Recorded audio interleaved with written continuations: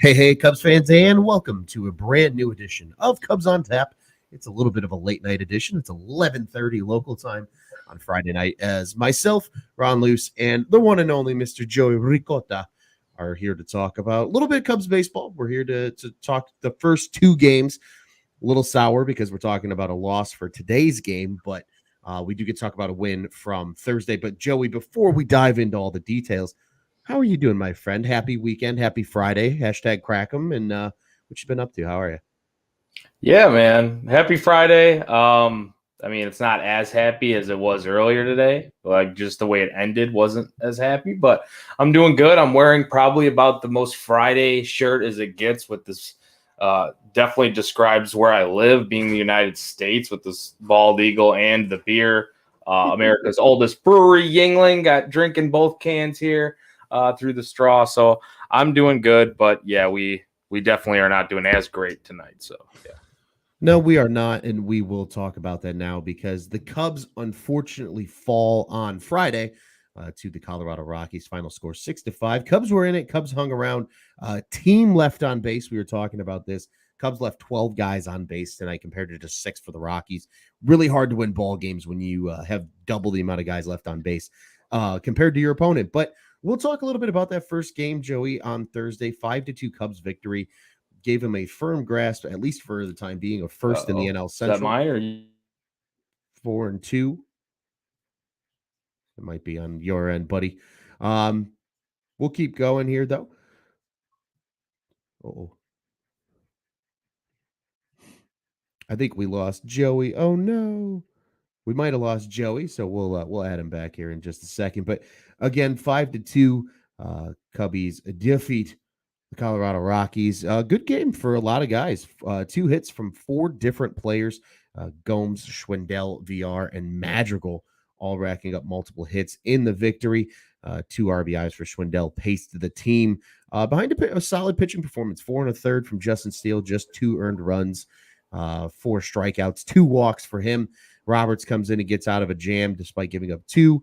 But then Keegan Thompson gets the win. Givens gets the save. So Joey, looks like we lost you there for a minute, buddy. Sorry, just given some of the numbers from this game on Thursday, but I think a good thing to talk about: 4 guys had 2 hit games in that 5-2 win on Thursday for the Cubs.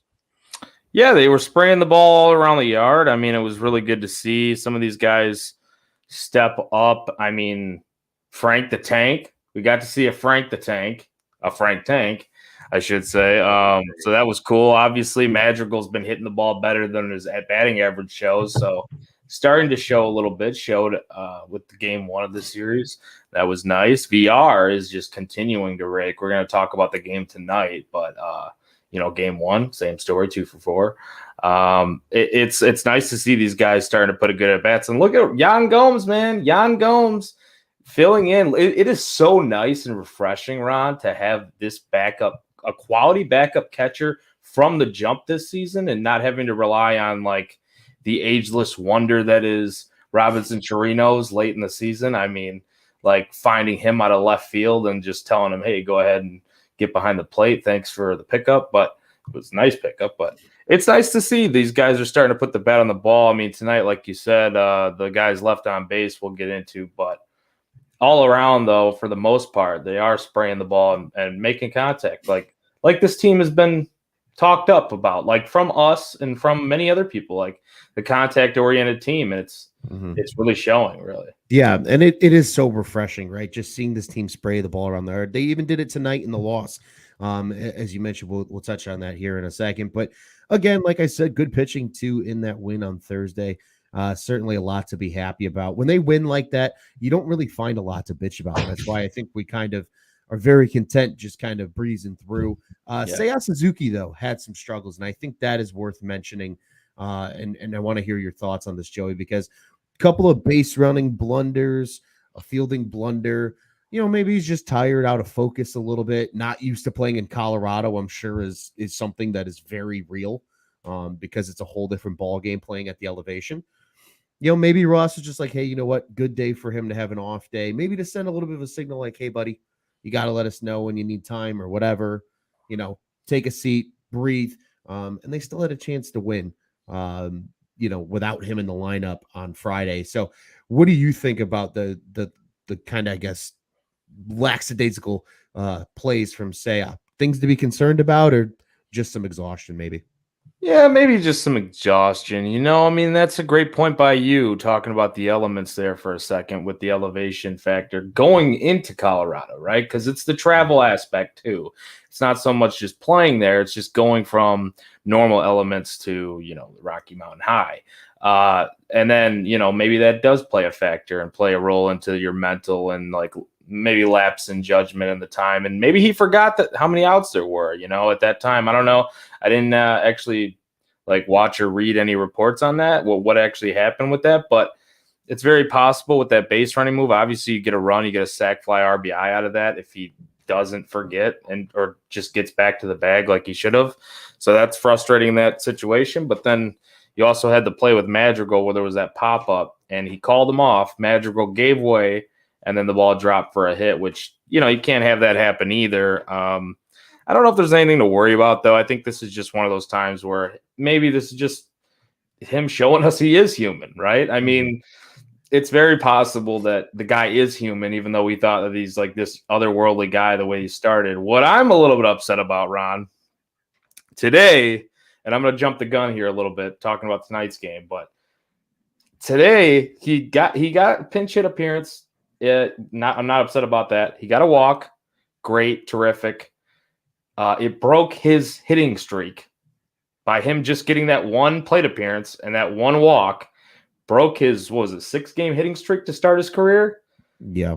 That's frustrating to me. Like, come on, Ross. Leave him in the game somehow or something. Like, you can't just end your hitting streak from a great plate appearance and a walk. That's, to me, I'm just like, man, Ross, I understand it, but at the same time, I don't. I'm a little frustrated.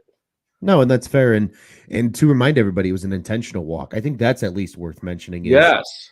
Teams respect Seiya Suzuki. It might be early, but teams know that he's got that plate discipline, and when they don't want to get hurt by him, they might just give him the free pass. So, yeah, like you said, man, would have been nice to see him stay in tonight, but still gets an RBI. Certainly worth mentioning there in the Cubs 5-2 victory. But let's talk a little bit about the 5-6 loss here on Friday. As we mentioned, the amount of guys left on base, because this team still performed very well. Wilson Contreras, 3 hits. VR, another 2-hit game. Wisdom rebounds, 2 doubles, one that was good for an RBI. There was still a lot of positives.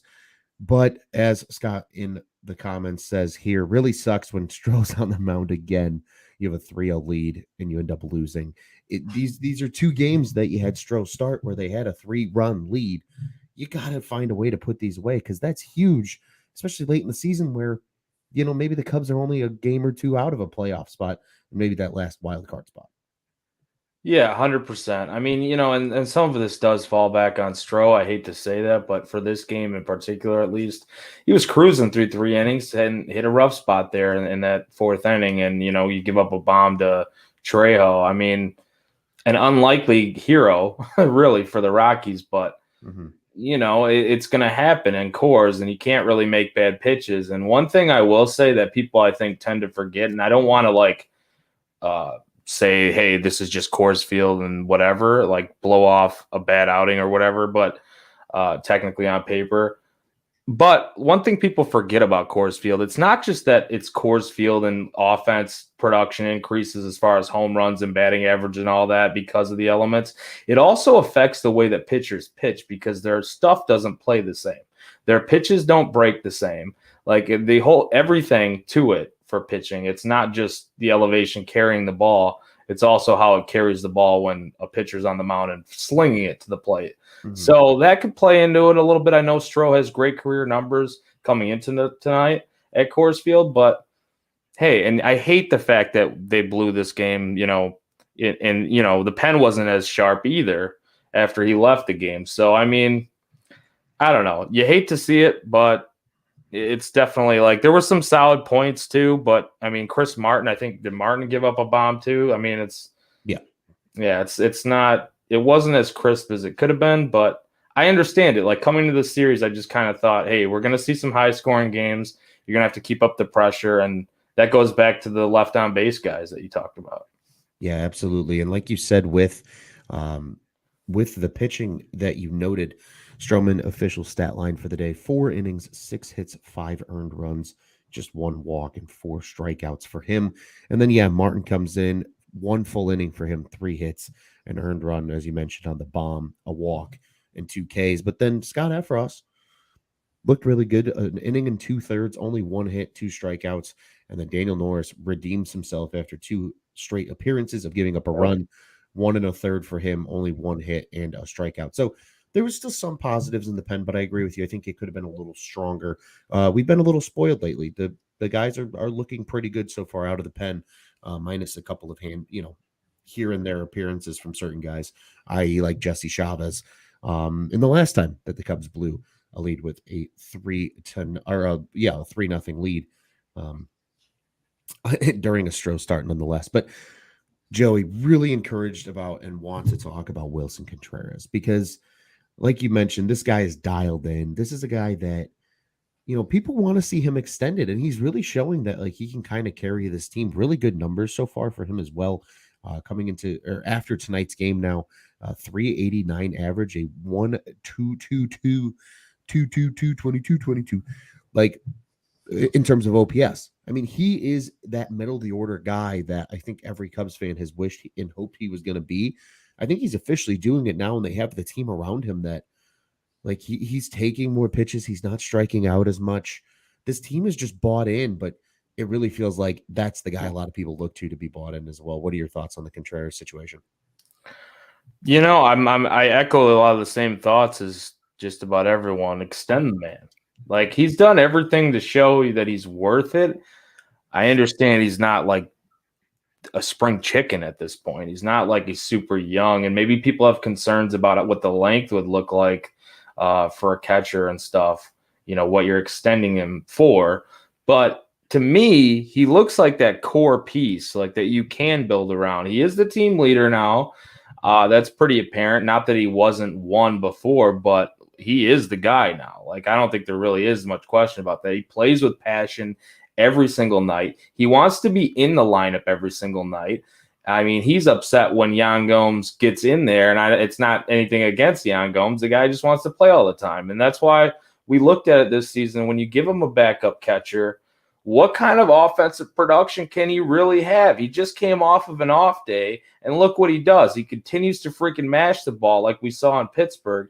And, I mean, I know it's early in the season. Maybe he doesn't need the off days that we think he does at this point, and that's more for like long term down the season because you're playing 162 and legs get tired, especially for catchers. But I just look at this like we could be looking at a potential huge power outburst here from Contreras this year, i.e., similar to a guy like Salvador Perez. I'm not saying that type of home run power, like we're not going to get that, but look at Perez. Like he's put on a lot of power over these last couple of years, and it's due to a lot of rest and time off, I think, and also building into your body a little bit, like growing into yourself as a ball player and as a hitter. So I think like Contreras, not only is he going to just hit for a decent average with a good on base, I think this could be potentially his biggest power season that we've seen.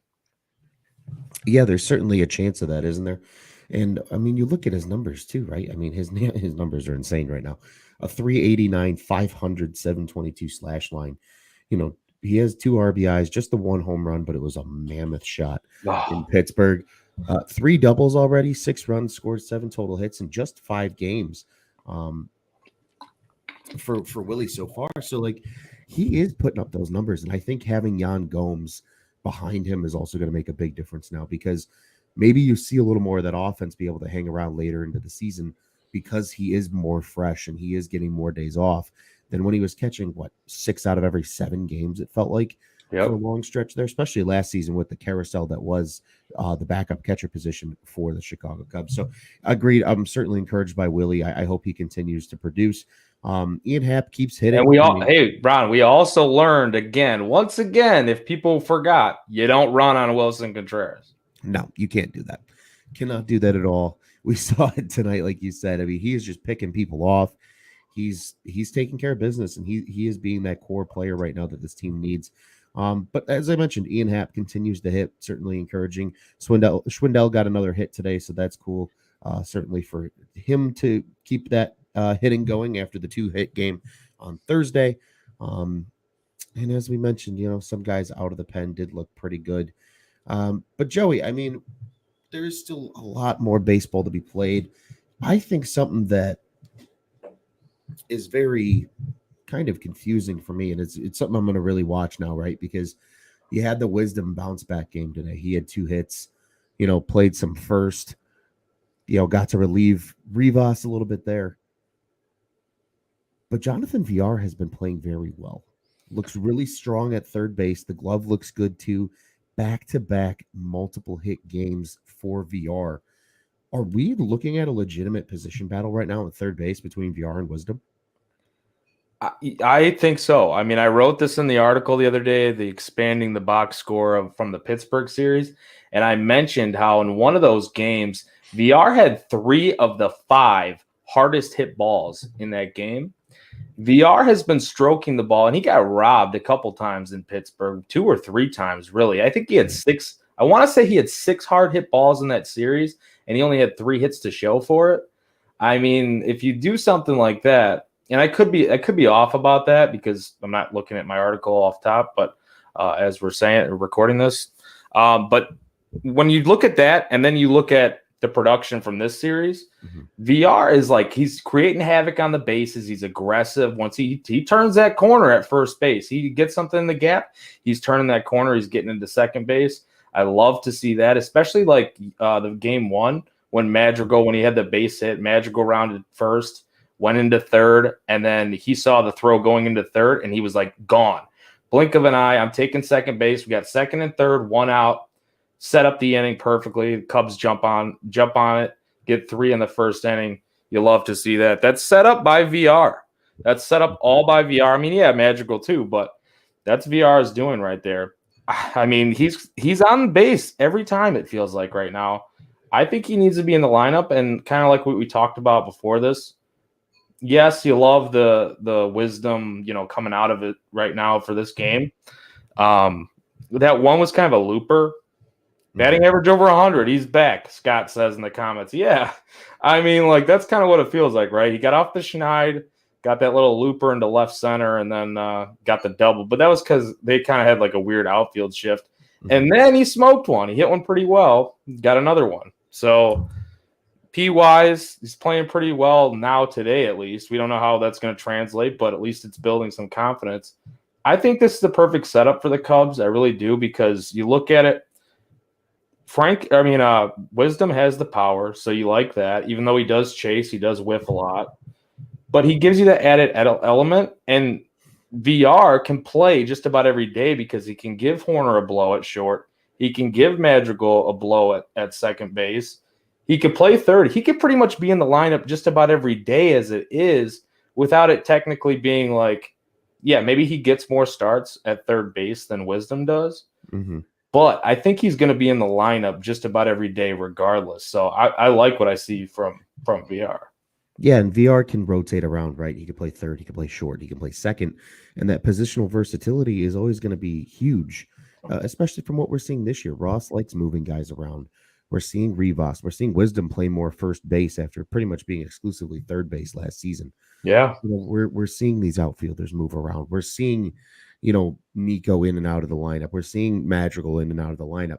He's not afraid to give guys looks on different days. He's playing, lineup card blender every day and going, let's see who's in here. You push on the little buttons, little pulsators. That's what he does with the lineup every single day. And having that positional versatility and depth on the bench really allows for him to do that. So I agree. I like VR. I mean, always been a good player. Like Alap says here in the comments, always a pain in the side for the Cubs when he was a Brewer. And that was when he was a big runner, right? Would steal over 60 bags. I think he's still going to be a guy that can swipe close to 20 bags for this Cubs team, probably be one of the leaders in terms of swipe bags. Mm-hmm. And he's a pretty good base runner. And we've seen a lot of that lately too. And this team is running the bases pretty well. And that's a big difference. Like tonight, for example, Madrigal gets on, legs out the double. And then literally the next batter, Willie pokes one down the right field line. And it's, Willie getting the second and Madrigal's coming around to score. And it was on like almost consecutive pitches. It's awesome seeing them be able to strike that quick and, kind of hit when the iron is hot. But it's all just slap hitting, right? It's not the big home run every time anymore. It's a breath of fresh air as a Cubs team. The Cubs are playing Moneyball right now with a team that has the resources to to make a sustainable version of a Moneyball team, right? Like you look at like the A's and the Rays, they have to trade all these guys away because they physically can't afford them. And the Dodgers are just playing, rotational pieces with whoever they want. The Cubs are kind of right in the middle of that. They have the resources to like still keep the guys that they want to keep around, but they can play like this Moneyball kind of style and like put guys in situations to succeed. And all of a sudden, you're seeing some really interesting stuff come out of this team. So I've been super excited about it, and I'm excited to see the rest of the series. And Joey, I'll turn it over just quickly to you. I want to get your final thoughts on these first two games. But we're going to look ahead because there's two more games against this Rockies team before the Cubs come home for 7 straight home games starting on Monday. Yeah, I mean, it is what it is. I definitely agree with a lot of your points that you were making, and I think like with this series so far, I would have liked them to get both of these first two games. Like, if we're just being honest, I mean, we want to win every game, but it's just not possible. I mean, KB has been kind of a thorn in our side as well in this series, which we kind of thought that he would be, but made that diving catch too in this game. So, I mean, the guy he's just a great player. We know he's a great player. But as far as like, and the Connor Joe, he looks like he's legit for the Rockies too. So he's been kind of a problem for us. But I mean, all in all, I don't think it's as bad as like I was encouraged by what Steele was able to do in game one. Stroh looked good the first 3 innings. I mean, the bats, like you said, being able to make so much contact and move guys around just from singling them to death and doubling them to death and good base running, good solid base running, that'll play. Like you can do that in any ballpark. And that's what really encourages me for, like you said, sustained success, because then they can start buying some guys here or paying some guys to stay here in the future. So we're going to see how this all plays out and who's actually like a guy that'll be around here in the future, as we always talk about. But yeah, I'm looking forward to these next 2 games. I'd like to ideally take both of them and take the series 3-1, but a split in Colorado is not the worst thing in the world. Yeah, especially a different looking Rockies team. They got some players. They're not a terrible team anymore. They seem like a team that's kind of on the rise, new ownership, kind of looking in a different direction trajectory wise are the Colorado Rockies. And, Joey, I think my kind of final thought is just enjoy this team. We asked for offense. They put up 10 runs in 2 games. It's Yeah. exciting. You know what I mean? It's not the games where they're putting up 1 or 2 runs and they're striking out 12 times. They're being active on the base paths. They're being aggressive. They're taking what the pitching gives them, and that's just going to make this team more and more dangerous as these guys continue to find their roles as the season rolls on. Throughout this lineup and as well in the field of just who's going to have to step up where in order for this team to win games, and again potentially make enough noise to be interesting. Come late August and early September when some years past we're like, all right, the season's done by now, but this year could be totally different. So excited to see how that happens. But we are going to look ahead for all of those that are listening along with us, as the Cubs have 2 more games in Colorado this weekend. Tomorrow, well, almost today as we record this. The Saturday night game is a 7:10 Central Daylight Time start. That'll be, your pretty standard average start on a Saturday night. But then the Cubs and Rockies will do battle at 2:10 Central Daylight Time on Sunday. So a little bit of an early game for a getaway day.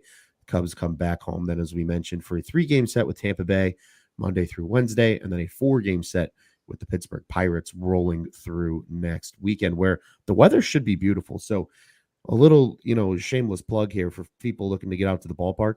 We're looking at a high 70s weekend next weekend when the Pirates are in town. Go to a game. Go sit in the bleachers. Go see our boy Mai Tai guy.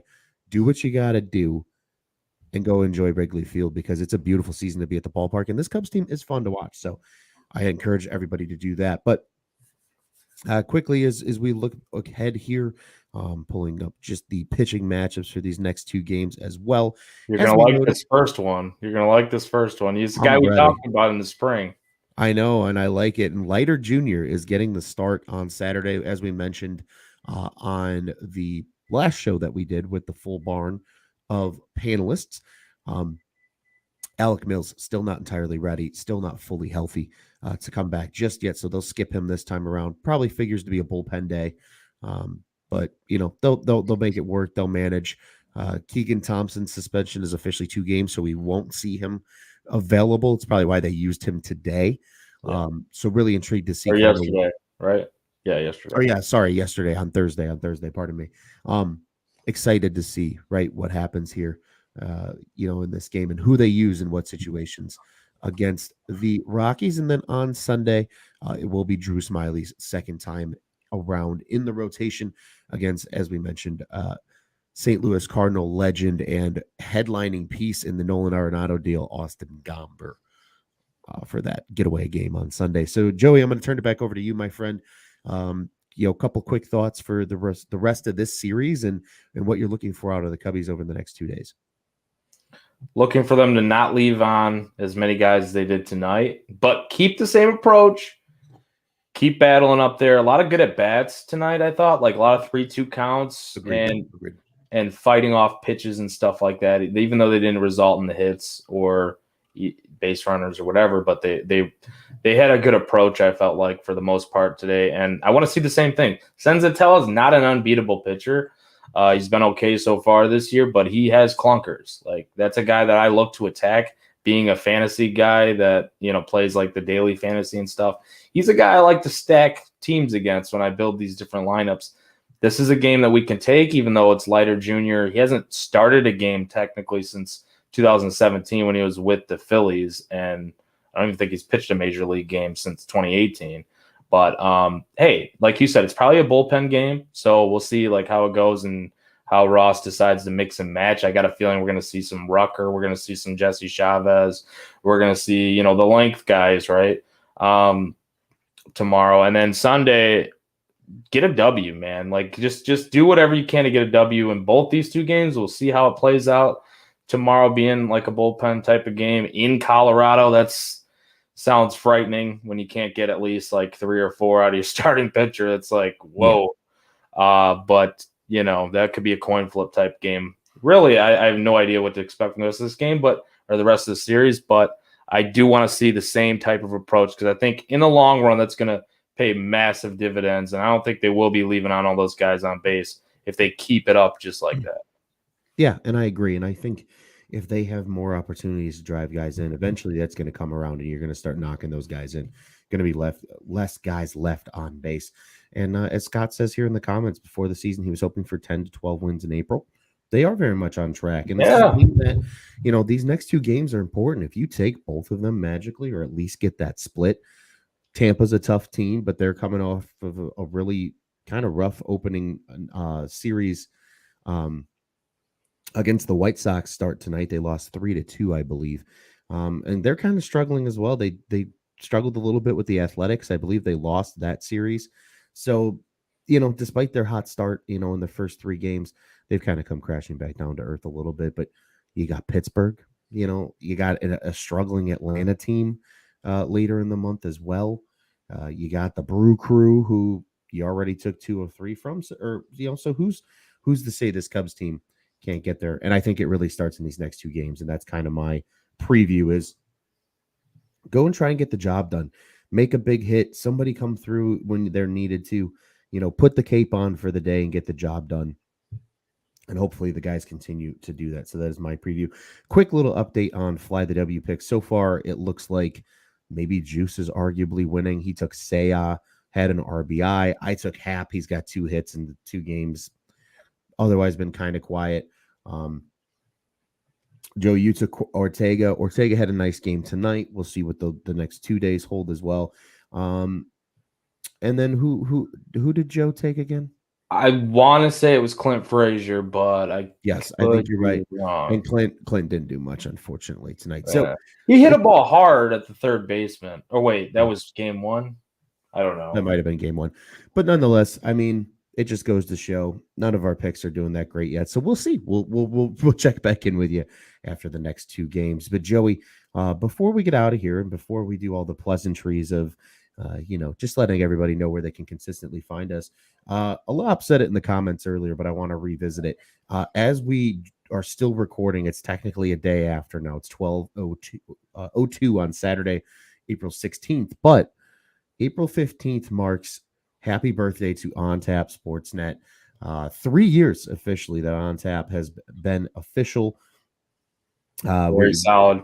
It was kind of a weird day. Everybody like knew about it, but didn't know about it at the same time. So if you see some stuff in the morning, it was a late night reminder for everybody that we're celebrating 3 years, and there will be some celebrations coming up in the future. So we're looking forward to and going to be excited about that. So happy birthday to On Tap. We're officially 3 years old, and that's where I will remind everybody that Cubs on Tap is the official Cubs podcast of the On Tap Sports Network. You can check out all of our great work over at www.ontapsportsnet.com, at OnTapSportsNet on social media. Follow the pod-specific account. We are at Cubbies. That's Cubbies on tap. I am at Loose on Tap on Twitter. Joey is at Joey Knows Nothing because the IN stands for win, baby. Also on Twitter, Cubbies on Tap, Twitter and Instagram. And Bulls, Bears, Blackhawks. We cover the South Side guys too. Cubs fans, we all have buddies that like the Southsiders. Joey does bets. We've got golf. We've got everything for the Chicago sports fans. So once again, ontapsportsnet.com, at ontapsportsnet on social media. The On Tap Sports Network. Go ahead and check out what's on tap in Chicago sports. Also, you are following along with Joey over at On Tap Bets, and you don't already have an account with our friends over at Bet Rivers, be sure to sign up. And when you do, use promo code ONTAP. When you do deposit, they will match your deposit up to $250. So you put $250 in, they give you a free $250. Then you can trail Joey's picks every day. Continue making money. You're what, 22-8 now, I believe? 23-11, I want to say. Okay, that's still winning money, baby. Yeah. 23-11 looks real nice. 23-11 in baseball gets you a first place title at the end of the season, my friend. So that's a hell of a start for the pick of the day. So even if you just follow picks of the day for Joey, you're already winning money. Go bet with our friends over at Bet Rivers. Joey, it's always a pleasure. We got a nice little 30-minute show in. Saturday probably won't hear from us as a podcast. You might hear from individuals kind of on social media, quick little videos potentially, because it is Easter weekend, but we are going to do our best to bring you a show on Sunday night at some point. And in some capacity, might not be the full crew, but we're going to wrap up that Rockies series and then look ahead to the Rays series. Joey, it's always a pleasure, my friend. Wishing you a great rest of your weekend. Absolutely, happy man. Easter to your family and friends, and happy Easter to our listeners for those that do celebrate and participate in Easter. We hope you enjoyed the weekend with family and friends, and be safe and have a good time. So, Joey, what do you say? We get out here the only way I know how to, my friend. Happy Easter, Ron, and listeners, and go Cubs. Let's go, Cubbies, baby.